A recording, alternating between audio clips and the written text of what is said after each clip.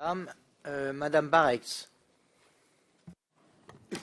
Merci, Monsieur le Président. Monsieur le Ministre, je tiens tout d'abord également à saluer votre efficacité, votre engagement. Monsieur le Ministre, nous le savons, dans un contexte budgétaire contraint, vous avez non seulement maintenu le budget des Outre-mer, mais vous l'avez même augmenté.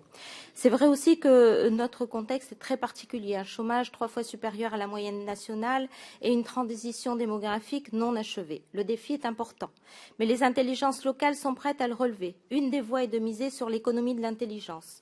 Cela nécessite des outils, à l'image de l'incubateur de la Technopole à La Réunion, qui vient de fêter ses 10 ans. Véritable écosystème, cet organisme crée du lien entre la recherche et la mise en œuvre d'un projet d'entreprise, mais aussi d'hommes et de femmes, acteurs économiques, porteurs d'espoir, des jeunes notamment, hautement diplômés, qui placent leur confiance dans les secteurs d'avenir et leurs branches recherche et développement, telles que par exemple les énergies renouvelables. Pour ces espoirs qu'ils alimentent, l'avenir qu'ils représentent et l'ambition qu'ils portent, ce type de secteur requiert une attention particulière. C'est la raison pour laquelle je pense que les secteurs renforcés devraient bénéficier d'une exonération de charges plus intéressante. Je voudrais également partager avec vous une rencontre eue avec l'AFD et la future BPI régionale, pour qui il semblerait que notre système économique, notre tissu économique, essentiellement composé de TPE-PME, ne saurait utiliser pleinement les fonds destinés au CICE pour les DOM. Ce sont pour toutes ces raisons stratégiques que j'ai souhaité faire un amendement en faveur du maintien du régime actuel des exonérations que pour les secteurs renforcés.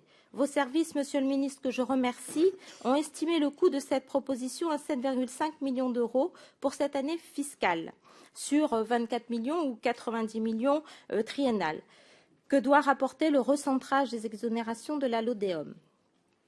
J'aurais souhaité que nous puissions compenser ces 7,5 millions ou à tout le moins y travailler, car nous avons des jeunes empreints de créativité, de dynamisme, qui ont besoin, pour consolider cette économie de l'intelligence qu'avec l'Europe nous appelons de nos vœux, d'un dispositif particulier, contractualisé et évalué, pour la création de nouvelles filières et donc de nouveaux emplois sur nos territoires sinistrés.